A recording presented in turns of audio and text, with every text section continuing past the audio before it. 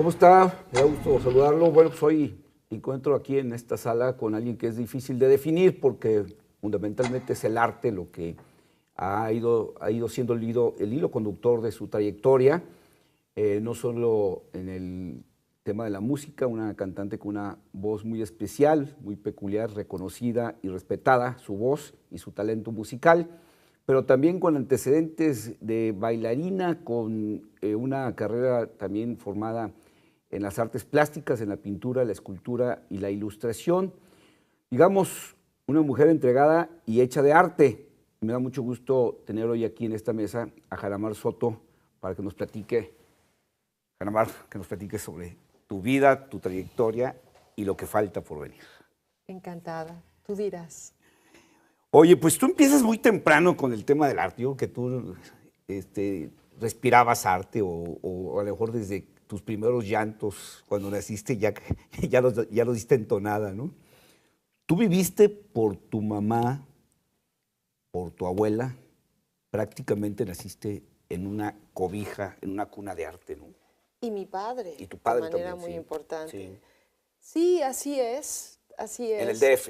En la Ciudad de Sí. México nací, crecí, rodeada de artistas destacados, además como hija única, entonces no tenía mucho para dónde hacer. Mucho más, Sí, con mucho más, más concentrado claro, todo. ¿no? Así iba Sí.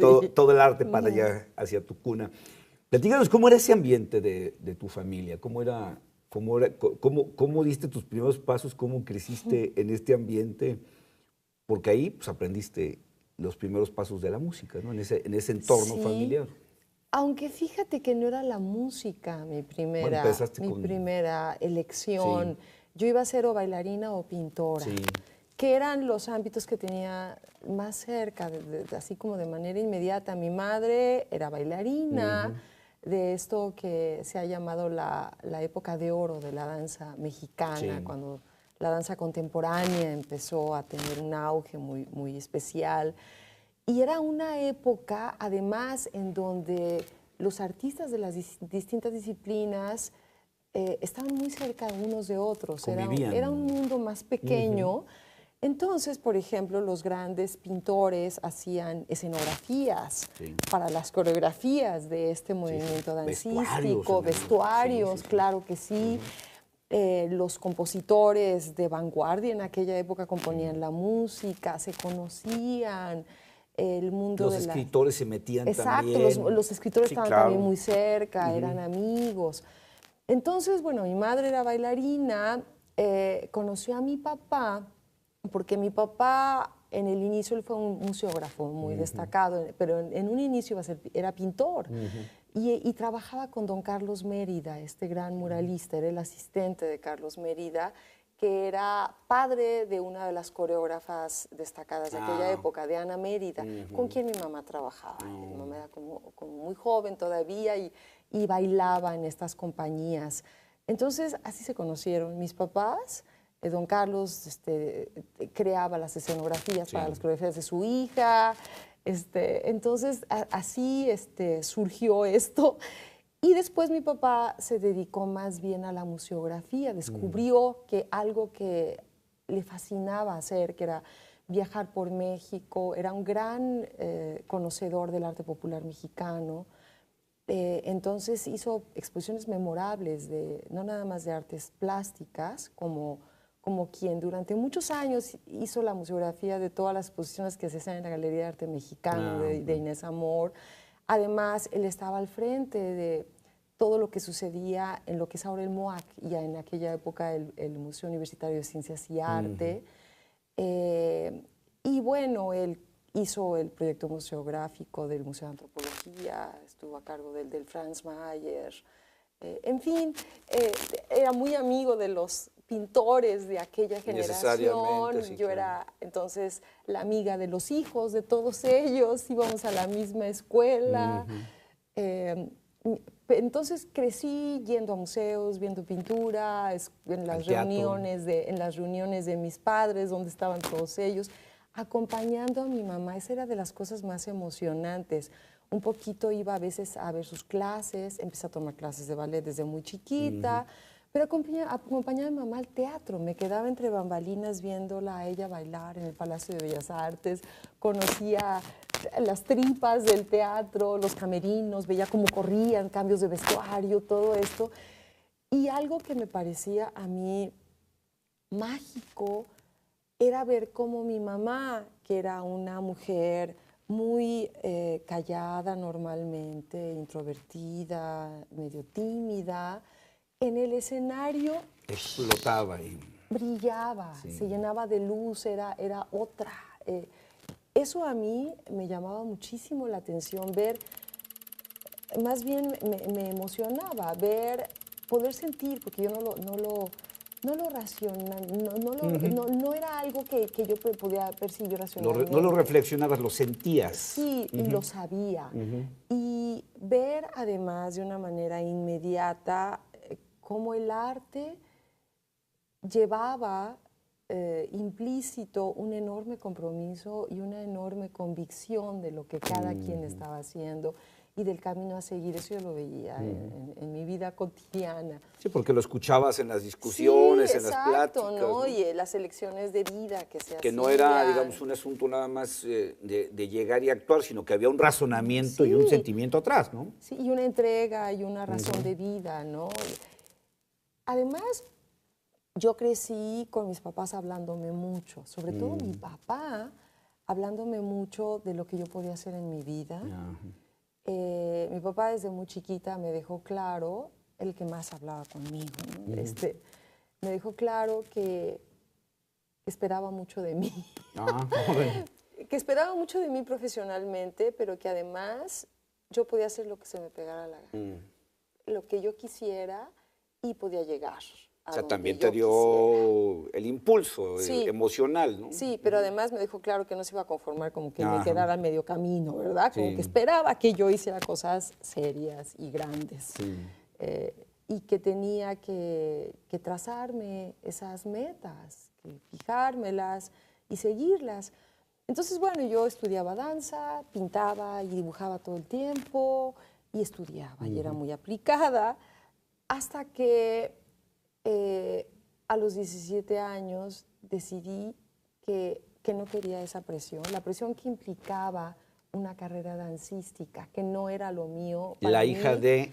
Exacto, y era para mí más sufrimiento. Yo estaba en la carrera de Bellas Artes a esas alturas, en la Academia de la Danza Mexicana, que fue una formación muy importante, claro. Me dio muchísimas herramientas. Entonces decidí que yo me iba a salir. Y entonces empecé a pintar mucho, pero yo ya cantaba de una manera cercana y personal, sin planteármelo como una carrera, porque mi abuela paterna era una maravillosa y con el tiempo constaté que realmente buena maestra de canto. Académica, ¿no? De estudio, ¿no? Ella estudió en el conservatorio. No de improvisación, con carrera. En su juventud cantó profesionalmente, después ya tuvo que trabajar para ganarse la vida y tuvo trabajos así que le exigían mucho, tuvo éxito profesional en las cosas que eligió hacer y siempre cantó como para ella y tocaba el piano precioso. En lo íntimo. Ajá, hasta que se dejó de trabajar, se dedicó ya de lleno a dar clases de canto. A mí me tomó bajo el ala cuando yo tenía unos 9 años. Toda la familia pasó por el piano de mi abuela, y a todo mundo le probó la voz, pero yo fui la que me quedé y fui la que ella dijo, esta niña tiene madera. Esta voz sí me gusta. Hay que formarle la voz. Y lo hizo de una manera muy cariñosa y cercana. Todos los domingos que yo la visitaba, en un momento me tomaba, nos íbamos las dos solitas al piano y vocalizábamos. O sea, no era el tun, tun, tun, no, y la maestra que voltea con el ceño fruncido. Era algo que podía compartir finalmente con alguien en la familia. Nadie por fin le había hecho mucho caso. Por fin había encontrado a alguien en la familia que quisiera tomar clases. Sí, y yo lo disfrutaba. Era ese rato de las dos, vocalizábamos y luego me enseñaba canciones. Canciones de... Pues de la de ella, Ajá, de las de ella, sí, ¿no? de estas canciones italianas, canciones de Ponce, canciones antiguas mexicanas, muy bellamente escritas, que ella consideraba que eran buenas para mi voz. Entonces, sin darme yo cuenta, ella me colocó la voz, me dio una disciplina vocal, me ayudó a conocer mi voz y lo hacía de una manera yo muy disciplinada. En algún momento mi mamá dijo, bueno, si va a estudiar canto, ¿por qué no mejor vamos al conservatorio? Que lo haga Sí, ya ajá. de lleno, ¿no? Cuando yo tenía unos 11 años, entonces resultó que era muy chica para entrar al conservatorio y no me admitieron, entonces yo seguí con mi abuela. Y cuando dejé de cantar, de bailar, pedí una guitarra. Y allí fue cuando Despegó. se me abrió un mundo, Ajá. porque en ese momento... Estás hablando más o menos de esa edad, de 11, 12 años. Ya no, más, a los la 17, guitarra llegó cuando ya, yo ya más dejé tarde. de bailar, Okay. cuando yo dejé Ya. de bailar, fue que era el boom de la música latinoamericana en aquella época. Sí. Entonces yo descubrí que no nada más podía cantar lo que cantaba con mi abuela y las canciones que me aprendía del cine y las cosas que oía de discos en la casa, sino que yo podía encontrar un camino que fuera mío y que yo disfrutara inmensamente y encontrar un lenguaje expresivo a través del canto, a través de la música. Era una familia muy musical, de todas maneras. Mi papá y su hermano toda la vida tocaron la guitarra y cantaron, como los intelectuales mexicanos que cantaban cosas, canciones mexicanas y corridos y cosas así. Yo escuché a mi papá cantar boleros y todo esto, ¿no? Pero a partir del momento en que tuve yo una guitarra, yo escogí lo que quería cantar. Me aprendí todo el repertorio de Oscar Chávez, Violeta Parra, cosas de sudamericanas y por supuesto cosas de folk, ¿no? Pues, sí, pues, las canciones venía de Bob también, Dylan venía el impacto. Sí. Además, tengo que hacer un primer corte y ahora que regresemos me gustaría que empezamos a platicar de esta etapa ya musical, porque tú has dicho que al igual que tu mamá eras una muchacha introvertida. Sí. Y que la música te aventó también esa luz hacia afuera. Dame un minuto para hacer un corte y continuamos, ¿te parece? Claro que sí.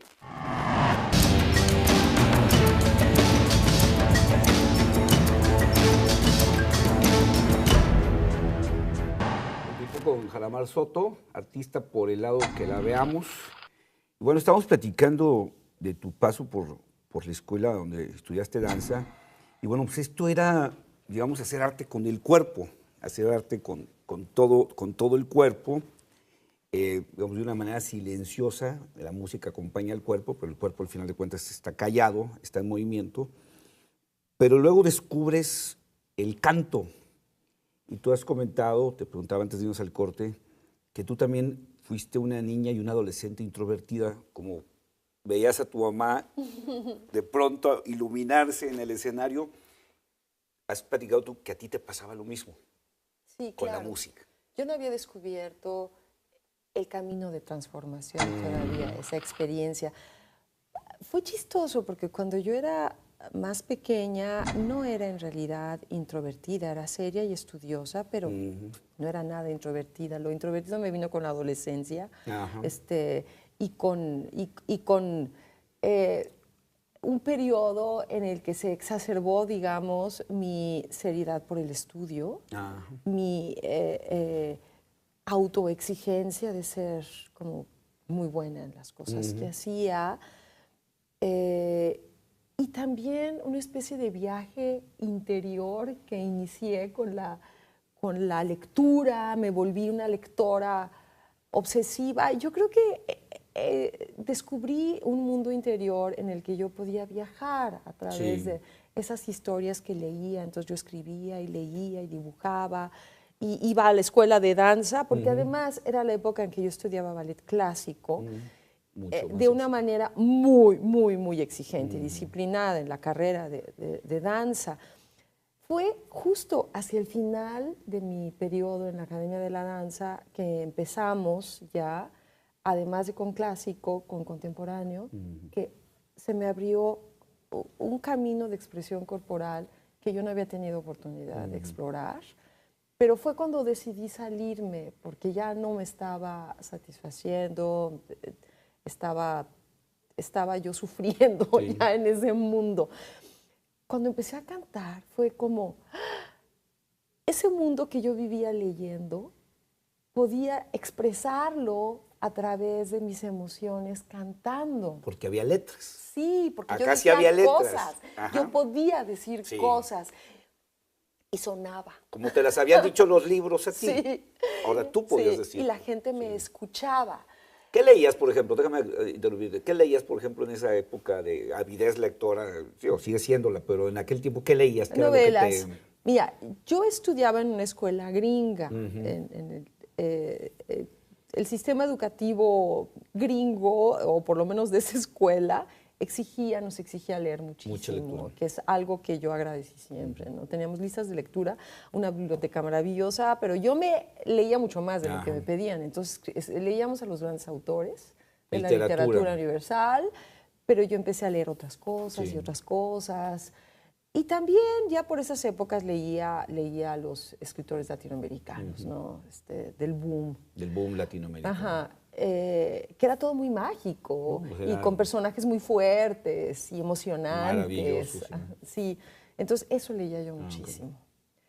Sí, a los grandes escritores ingleses y norteamericanos y europeos y a los latinoamericanos. Pero era ficción lo que leía.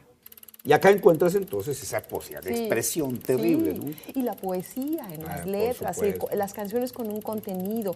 Ya había yo descubierto a los compositores de folk de Estados Unidos, ¿no?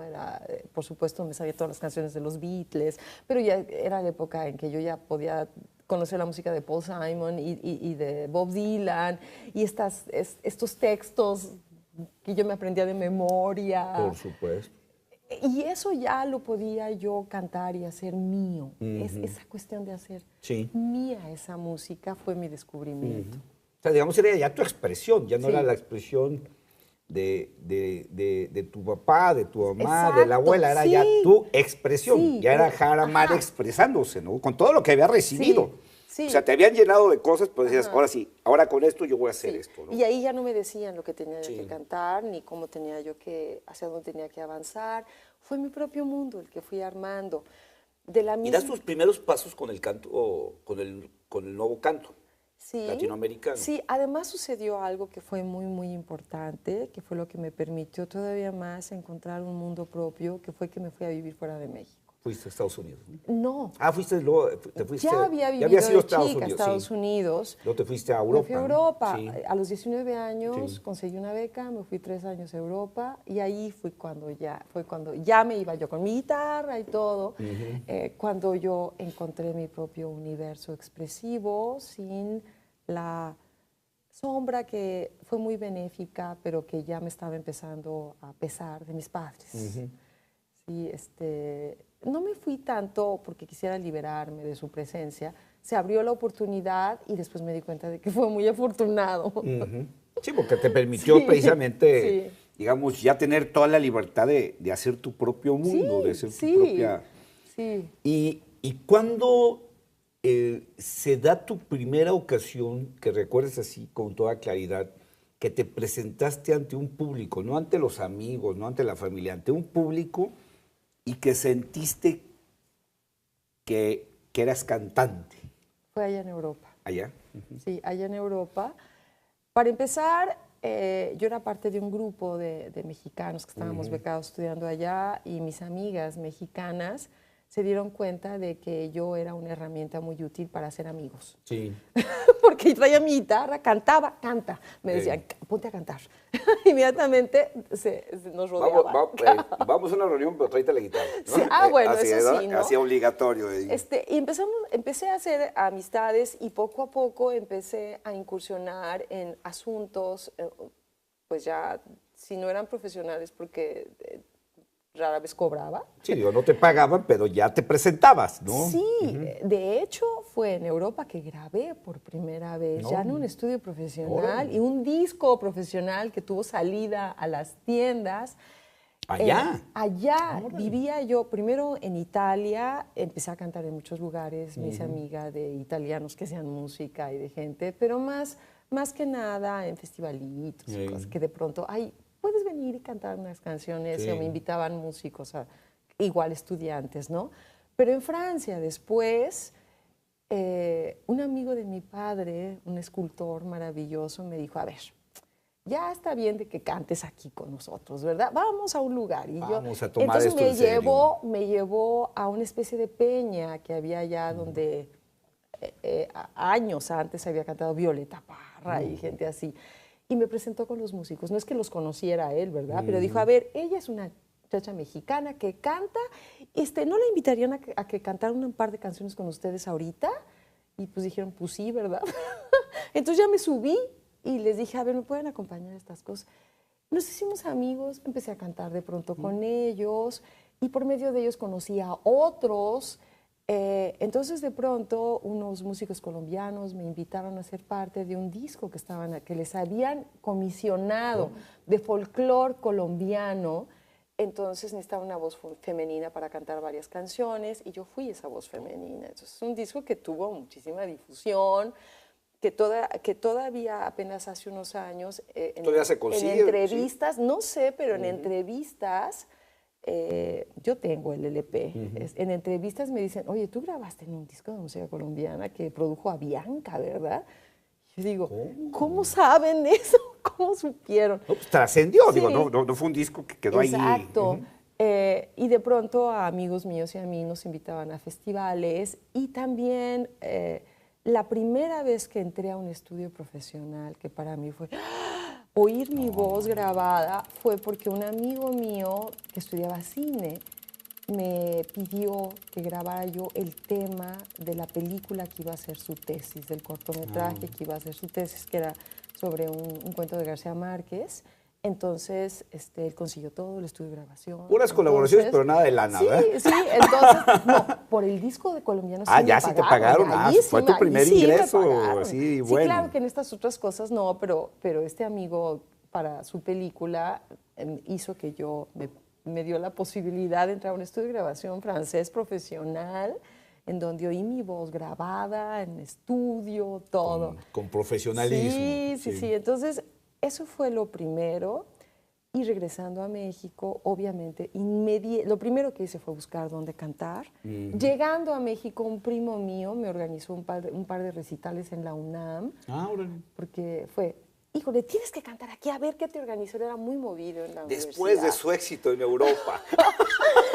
Sí, entonces Viene Jaramar Soto a su tierra. Organizamos un grupo, un dueto, dos músicos que me acompañaron y yo con la guitarra y dimos un par de recitales en la UNAM,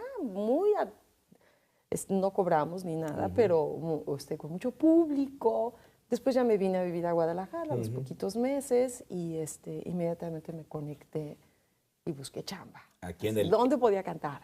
En el ambiente tapatío. Sí. ¿Aquí dónde empezaste a cantar? Fíjate que recién llegada yo caminaba por las calles, yo no conocía en realidad Guadalajara.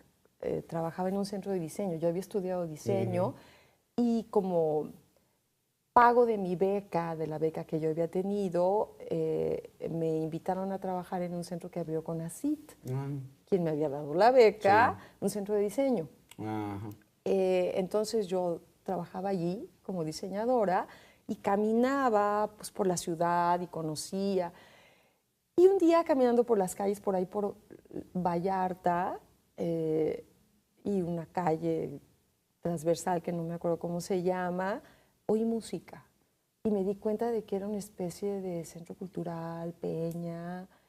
Entonces le pedí a dos compañeros de trabajo que me acompañaran para darme apoyo moral. Y me presenté una noche allí y al final pedí permiso para abrían el micrófono y pedí permiso y me prestaron una guitarra, me subí a cantar y me contrataron. Era un sitio que se llamaba Foro Cultural Cronopios. Ah, claro, sí. Foro Cultural Cronopios, sí. Que manejaba gente que tenía que ver con la Peña Cuicacali, Cuauhtémoc de Regil, era todavía él, que es gran amigo mío, presume de que él me dio, y a mí no se me olvida, me dio mi primer trabajo aquí en Guadalajara como cantante. El primer contrato de Jaramar Soto en Guadalajara, ahí lo tienes marcado. Sí. Jaramar, te tengo que interrumpir porque tengo que hacer un segundo corte.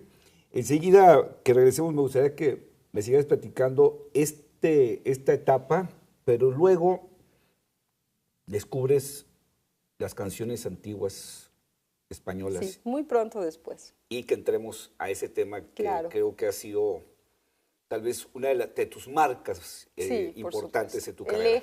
El eje. Vamos a eso.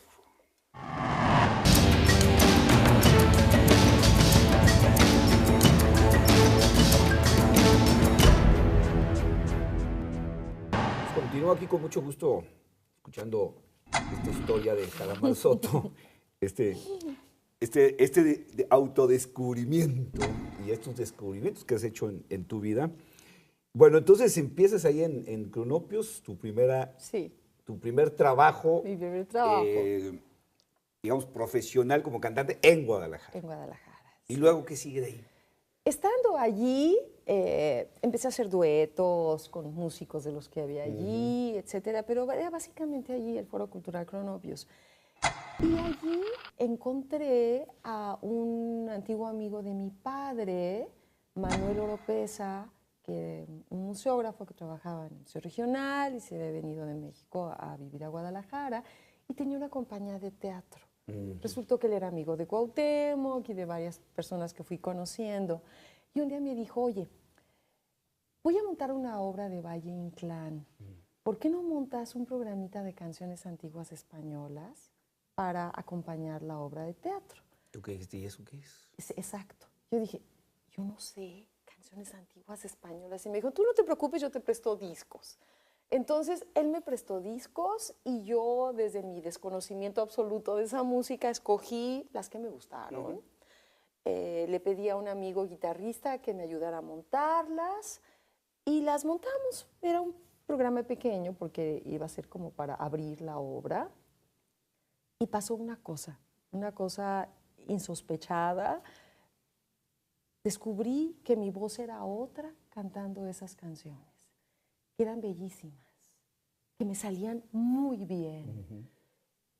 Como si se hubiera hecho tu voz para esas canciones, ¿no? Exacto. Sí. Entonces, cuando presentamos esto, la gente además lo presentamos allí en el Foro Cultural Cronopios, o en la Peña Cuicacali, ya no me acuerdo, porque era como el mismo medio. Sí, era el ambiente cultural de este tipo, donde ¿no? se presentaba, me acuerdo que lo presentábamos en el exconvento, pero también en la Cuicacali, sí, la obra de teatro con las canciones.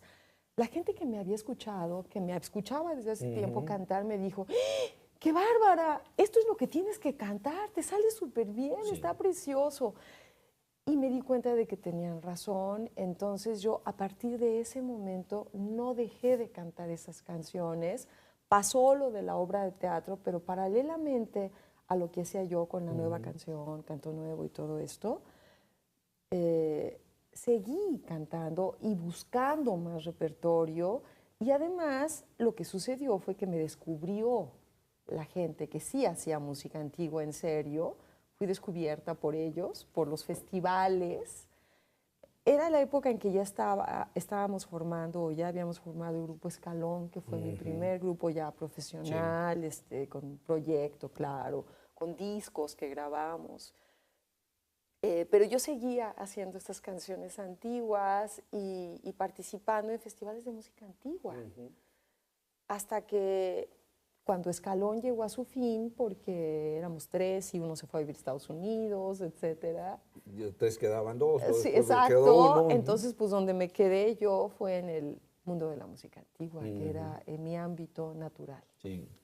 Sí, porque pareciera que tu voz se guardó para esas canciones. O sea, yo recuerdo la primera vez que te escuché, y la primera vez que escuché tu disco completo de La Pena al Gozo, pues parecía que estabas hecha para eso. O sea, parecía que tu voz se había hecho para las canciones antiguas, pero con esta cosa media rara de que sonaba tan fresca también, como, o sea, no estabas escuchando un disco que se raspaba de acetato, sino que se escuchaba con toda la claridad de algo moderno, que sin duda debió haber sido lo que a la gente la enganchó, ¿no? El que suena con esa calidad nostálgica, pero suena actual. Creo que es donde está la gran virtud de lo que haces con estas canciones, ¿no?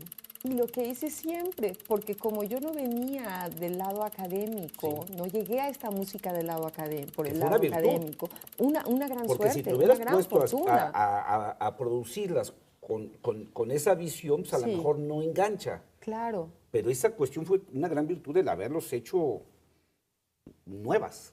Sí, incluso cuando fui parte de un grupo de música medieval y renacentista como Ars Antiqua, Ars Antiqua, con quienes canté 10 años, Sí, que fue un... siempre tuve la posibilidad de cantar las canciones a mi manera, que era desde este lenguaje muy personal, cómo las podía traer a mi universo, hacerlas como yo sentía que tenían que ser cantadas. Y después cuando empecé mi trabajo como solista, yo dije, mi proyecto solista tiene que partir de estas canciones, pero ir un paso más allá, no nada más cantarlas a mi manera, sino vestirlas con un sonido que tenga que ver con mi universo musical, con lo que yo escucho, con lo que me formó, con instrumentos contemporáneos combinados con instrumentos acústicos. Y así fue como fui construyendo algo que no existía en ese momento en México. Y estás hablando de canciones de una cultura específica, Sí. con un lenguaje que es el ladino, ¿no? Sí. Pero con... yo creo que el lenguaje, para quienes te escuchamos, nos da esa doble alegría de medio entender algo, pero medio no entender lo otro, que creo que le da ese saborcito también, de un poquito de misterio a la letra, pero suenan a cosas íntimas, a cosas del día, a cosas cotidianas, a cosas del amor, a cosas de la esperanza, a cosas del desamor, del matrimonio, de formar una familia. Pero son canciones que hablan pues, como de la vida de uno, aunque vengan de siglos atrás, ¿no? Pero además, algo que a lo mejor no tenía nada que ver con nosotros en Guadalajara en ese tiempo, ¿no? Claro. O sea, Sí. ¿a quién se le hubiera ocurrido hacer esas canciones antiguas en lenguaje ladino en Guadalajara en ese momento?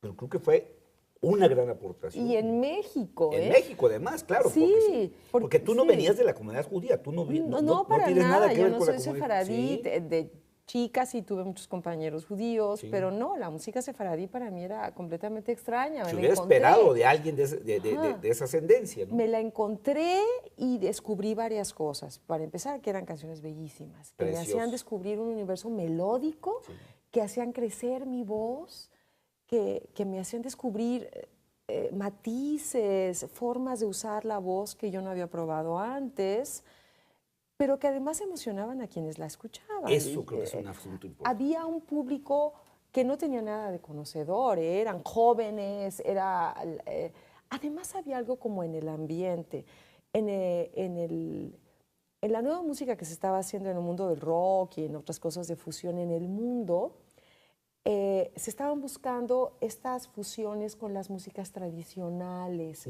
con la música celta, Sí, con, sí, sí. ajá, Sí, con, sí. con, Se con estaba la... volteando un poco hacia atrás, ¿no? Sí. Inclusive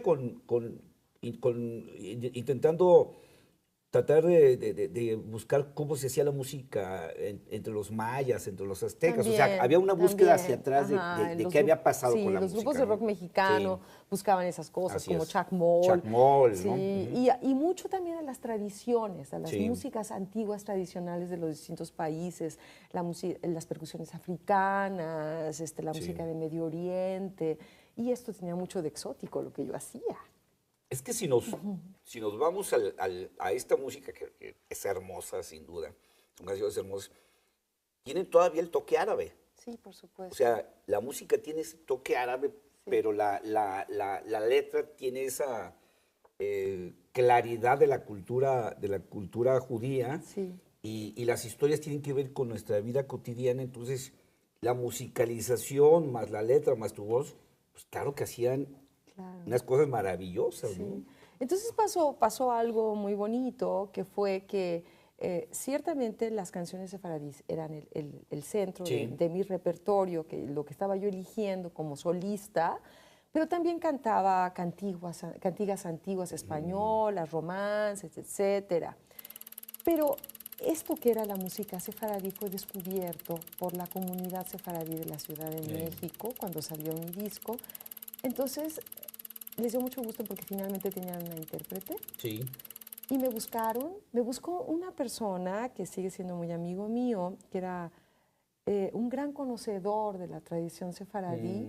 Entonces, él me dio muchísima información y me dio muchísimos materiales y me fue llegando casi así de esa manera natural, más y más material y conocimiento Sí, de ya qué fuiste, había detrás. ya de aquella primera Sí. experiencia, pues ya te convertiste en alguien que estudió y que se preocupó por ahondar más en la cultura sefaradí. Entonces, conforme fui avanzando en mi discografía, haciendo más discos, fui haciéndolos de otras maneras, fui aprendiendo cómo se había construido esa música y fui descubriendo, constatando de que eran tradiciones vivas, que no era una música de museo. Eran canciones de la lírica popular transmitidas de generación en generación, de boca en boca, y que se seguían cantando. De padres a hijos, de padres y de a abuelos hijos, de madres a sí. hijas, pero además que habían dejado una huella muy, muy visible en la música tradicional mexicana, por ejemplo. Me di cuenta de que muchos de estos versitos que yo cantaba de las canciones antiguas, me los volví a encontrar en las peteneras de Veracruz, en las lloronas de Oaxaca. De pronto una línea era la misma y de pronto cuando empecé a buscar canciones en Sudamérica que habían venido de esto, como los cantos de Ordeño, me encontraba versos que eran los mismos. Entonces me di cuenta de que eso había hecho que esa tradición permaneciera viva y le daba una vigencia y una cercanía innegable y real. Y además, tú te convertiste en alguien que contribuye a la conservación y a la trascendencia de esa música que es importantísimo. Ahora tengo que hacer un último corte. Me gustaría que regresáramos, platicáramos de otras vertientes tuyas importantes, compositora, pintora, escultora, ilustradora. ¿Te parece? Muy bien.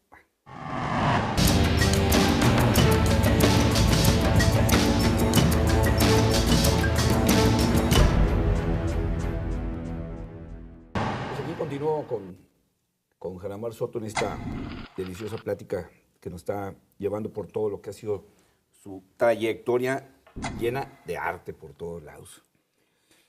Pues tú ya te convertiste en alguien que contribuyó a que esa música que viene de tantos siglos atrás, pues se mantenga, sobreviva y se pase a otras generaciones, y creo que eso ha sido una parte importantísima de tu vida. Te convertiste para la comunidad judía en su intérprete sincero de la comunidad. No solo has rescatado y has hecho que esta música trascienda para esa comunidad, para el resto, para los que no somos judíos también, creo que nos diste la posibilidad de disfrutar de estas maravillosas canciones, además, insisto, interpretadas como si hubieran como si hubieran sido escritas para tu voz, que eso es además maravilloso, muy bien musicalizadas, por supuesto. Has tenido la oportunidad de tocar en esa maravillosa sinagoga del centro de la Ciudad de México, que es verdaderamente hermosa. Y bueno, pero también, aunque este, digamos, fue ha sido tu sello importante, has grabado música mexicana, La Llorona, Flor de Azalea, que te salió de maravilla también. Pero luego te aventaste el tiro de componer. Claro. ¿Era necesario? Sí, era o ya nomás fue No, era necesario. Yo, como te platicaba, yo he sido gran lectora toda mi vida. Eso estaba muy vinculado al hecho de que yo escribía. Y dibujaba, y mi trabajo en el diseño se transformó en mi trabajo en la ilustración al principio, y en la pintura, que después tomó 3 dimensiones y también he hecho escultura y he seguido pintando y todo. Yo escribía de una manera muy vinculada a mi trabajo plástico. Escribía dentro de mis ilustraciones, escribía para mis ilustraciones, escribía cosas que luego buscaba la manera de ilustrar. Y seguía escribiendo yo, ¿no? Al mismo tiempo que leía. No me había atrevido nunca a pensarme como compositora. Era algo serio, algo que que yo no sabía si iba a poder asumir en público. Hasta No, que... no es lo mismo cantar las letras de otros que cantarlas de uno, ¿verdad? Hasta que fui adquiriendo valor y convicción. Y en uno de mis discos, que era un disco de música mexicana, hace poco más de 10 años, yo dije, a ver, ¿y si metemos una canción mía? Y me acuerdo que mis músicos dijeron, Ay, ¿tú? no. ¿Tú? ¿Así? Mejor vamos metiendo Sí, esto. hasta que dije yo, sí, sí, hagamos una canción mía. Es importante para mí y creo que entra, porque además era una canción con un corte como tradicional mexicano, Sí. se llama Luna, es la primera canción que grabé en ese disco que se llama Que mis labios te nombren. Eso me abrió una puerta porque me di cuenta de que sí podía y lo podía hacer bien y que era una manera más de explorar un lenguaje personal que hasta ese momento había explorado pintando y encontrando canciones con letras que me reflejaran a mí, ¿verdad? Pero ya eran tuyas. El siguiente disco que fue Diluvio fue abrir la puerta al trabajo de composición, porque ahí yo puedo decir que las canciones mías, que ya fueron 5, son el centro de todo el disco. Y ese disco fue muy importante porque estaba yo empezando a trabajar con un productor nuevo, que es hasta la fecha mi productor. Diluvio salió en el 2008 y el productor es Jerry Rosado. Él, a él no tuve que convencer, como a los demás músicos. Él tenía claro que esas canciones tenían que estar y esas canciones iban a ser importantes y son canciones a las que se les dedicó mucho cuidado en la grabación y son el centro de todo. Y cuando acabamos el disco yo le dije, esto quiere decir que el siguiente disco va a ser nada más de cosas mías. Me dijo, sí. O sea, tienes que seguir explorando. Eso es una necesidad mía que tengo clara desde hace mucho tiempo. Cada disco retoma parte del punto en el que me quedé en el anterior. Me tiene que llevar a un espacio nuevo. No puedo repetir lo que ya hice. Así como con la música sefaradí, mis 2 primeros discos estuvieron dedicados a esa música, pero el tercero ya abordó la poesía de Nezahualcóyotl. Así es. El cuarto ya abordó cosas que tenían que ver con la música antigua, pero no exactamente la sefaradí. El quinto ya fue música mexicana, fue donde metí Flor de Azalea. Es como un camino de exploración que me tiene que llevar a un sitio nuevo. Entonces, así el trabajo de composición. Y que los hace interesantes a cada uno. Claro. Que lo hace atractivo a cada disco. Exacto. Eso no quiere decir que abandono otro, nunca. Pero quiere decir que cuando lo vuelvo a tomar, lo hago de una manera distinta, refrescada por la experiencia de lo que acabo de hacer. Entonces ahora cuando canto canciones sefaradís, lo hago de una manera distinta de como lo hice hace 20 años. ¿Y no te convertiste gracias a eso en una cantante monótona? No, no podría. Tuviste esa gran virtud de brincar.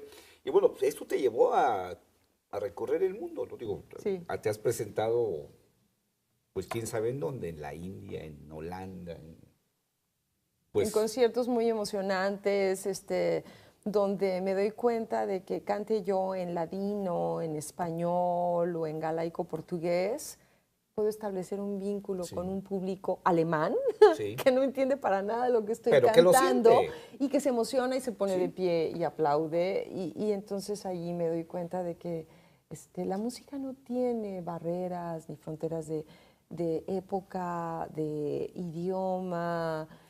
Es que tal vez lograste convertirte en una cantante, pues sí, del mundo, en términos de que no necesita tal vez el público entender exactamente la letra. Digo, en el caso de las canciones antiguas españolas, sefaradís que grabaste, pues te decía, una parte se le entiende y otra parte no la entendemos, pero te maravillas pues, escucharlas aún así.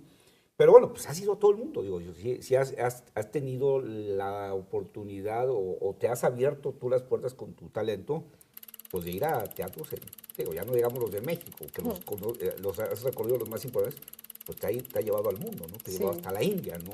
Recientemente fuiste hace unos años hicimos una gira por la India, invitados por la Embajada de México en la India, en teatros, en el Festival Internacional de Nueva Delhi y en otras ciudades. Uno de los más emocionantes fue hace poco más de un año, invitados por Leo Brauer a Cuba. Participamos en un festival que él organiza en un gran teatro, en el Teatro Mella de La Habana. Fue un concierto emocionante, bello, en un país que no conocíamos, llevando precisamente un repertorio medieval. Qué maravilla. Con un proyecto de fusión, ¿no? Porque con la actual alineación con la que presento esta música, tenemos guitarra eléctrica, batería. Sí. Y digamos, no has sido un artista tú estridente en los términos mercadológicos, has sido una artista estridente con la calidad de lo que has hecho y estás nominada al Grammy Latino. ¿Cómo ves?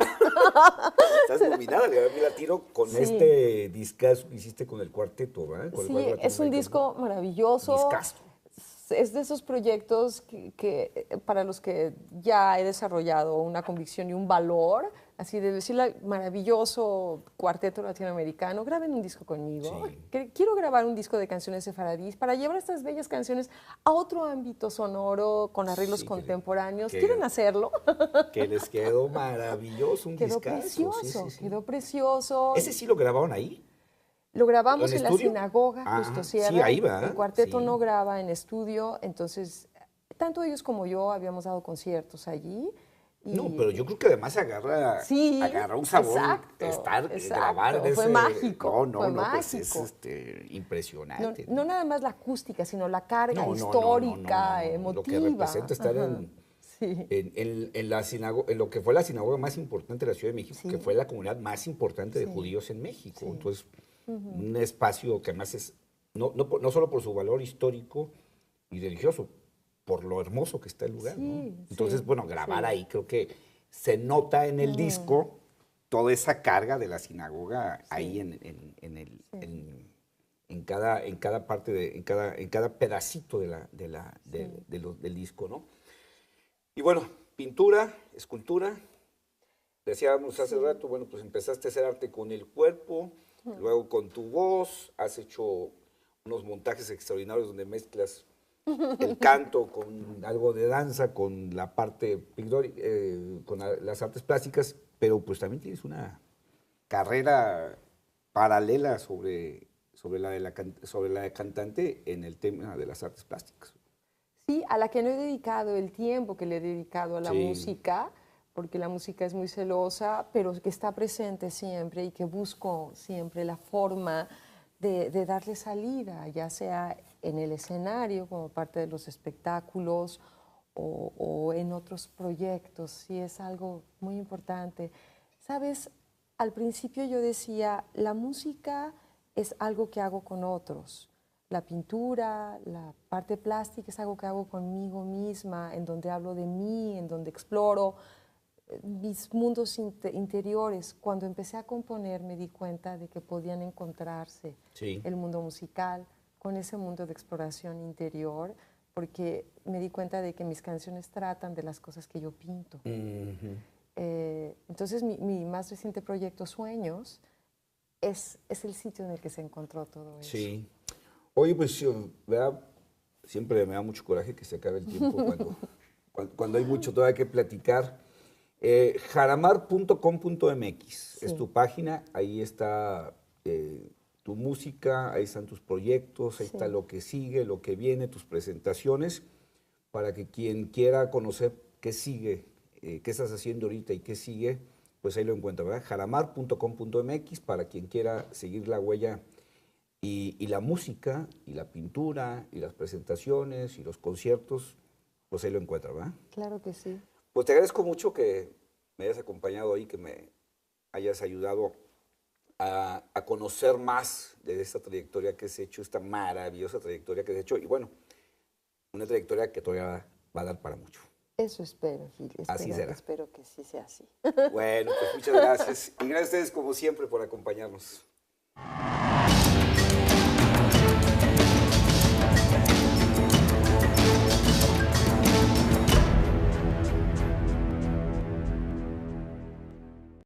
En la Academia de la Danza Mexicana, que fue una formación muy importante, me dio muchísimas herramientas.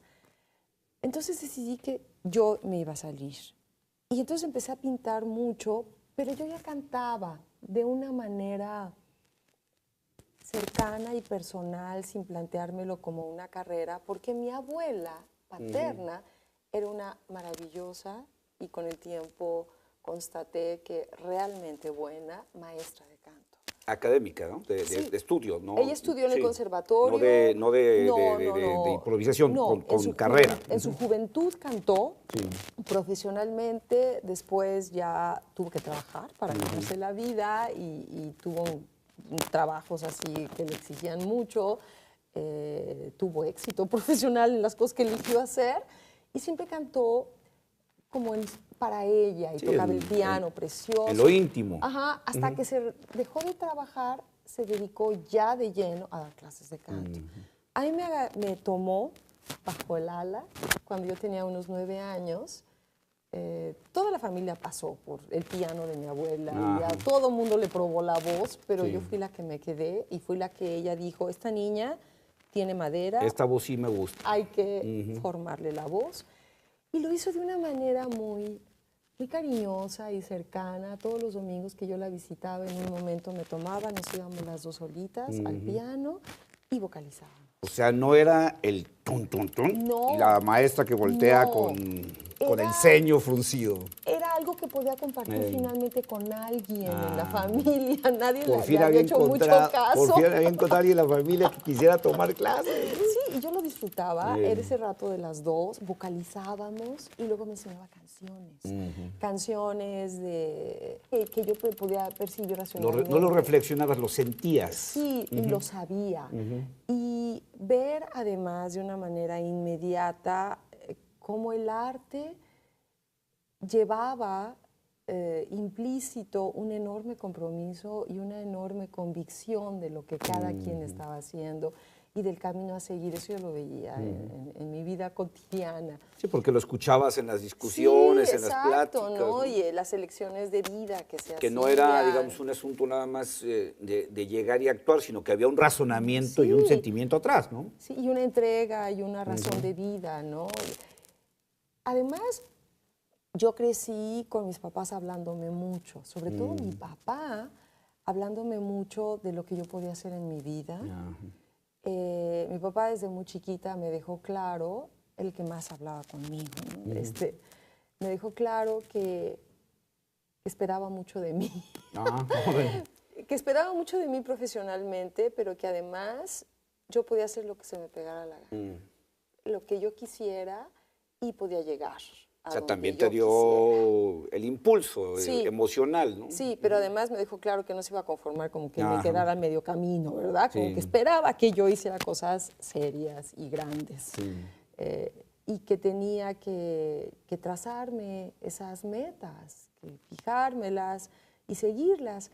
Entonces, bueno, yo estudiaba danza, pintaba y dibujaba todo el tiempo y estudiaba y era muy aplicada hasta que a los 17 años decidí que no quería esa presión, la presión que implicaba una carrera dancística, que no era lo mío. La hija de...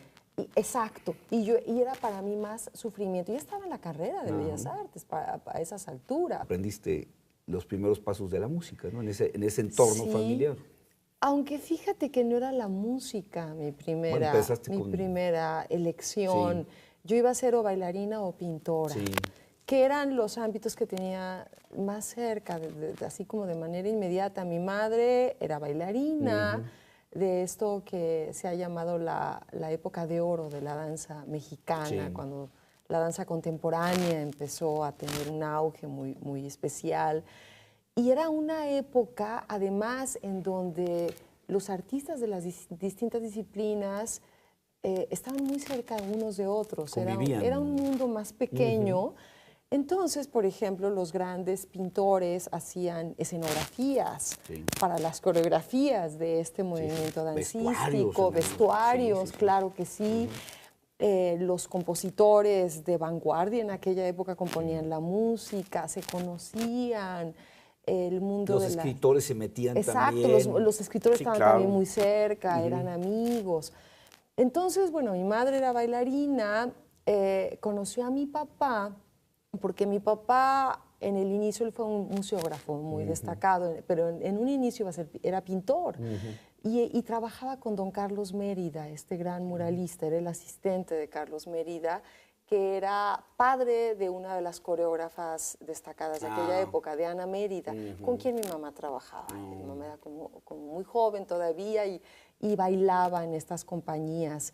Entonces, así se conocieron mis papás. Don Carlos creaba las escenografías para las coreografías de su hija. Entonces, así surgió esto. Y después mi papá se dedicó más bien a la museografía. Descubrió que algo que le fascinaba hacer, que era...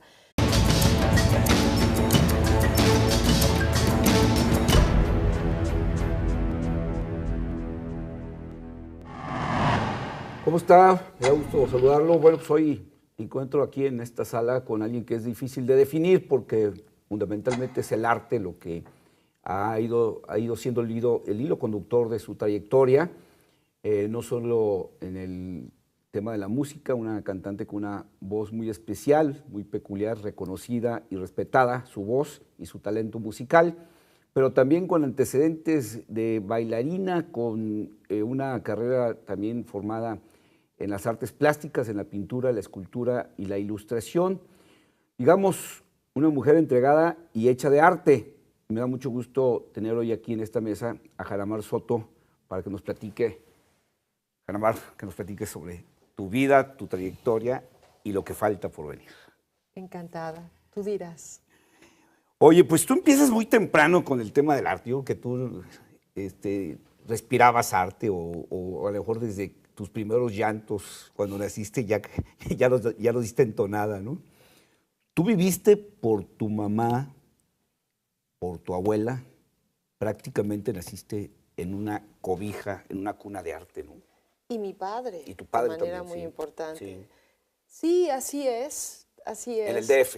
En la Ciudad de México nací, crecí, rodeada de artistas destacados, además como hija única, entonces no tenía mucho para dónde hacer. Mucho más, con mucho más...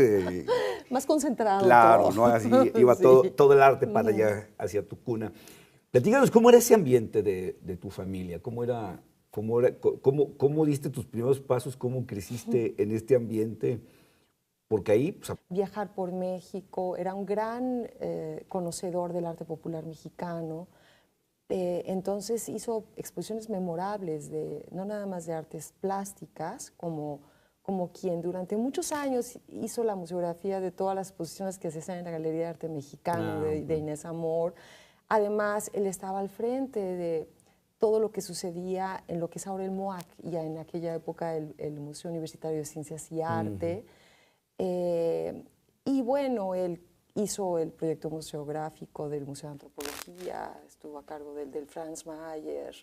En fin, era muy amigo de los pintores de aquella generación. Sí, yo era entonces la amiga de los hijos de todos ellos, íbamos a la misma escuela.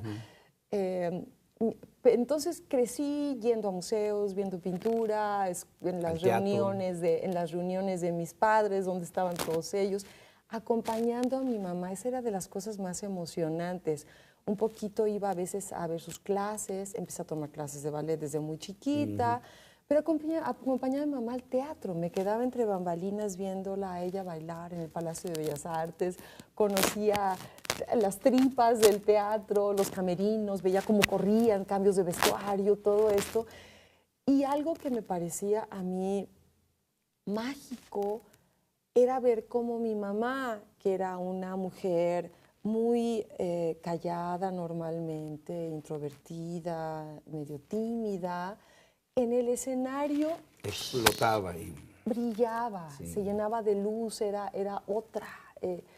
Eso a mí me llamaba muchísimo la atención, ver, más bien me emocionaba, poder sentir, porque yo no lo racionaba, no era algo que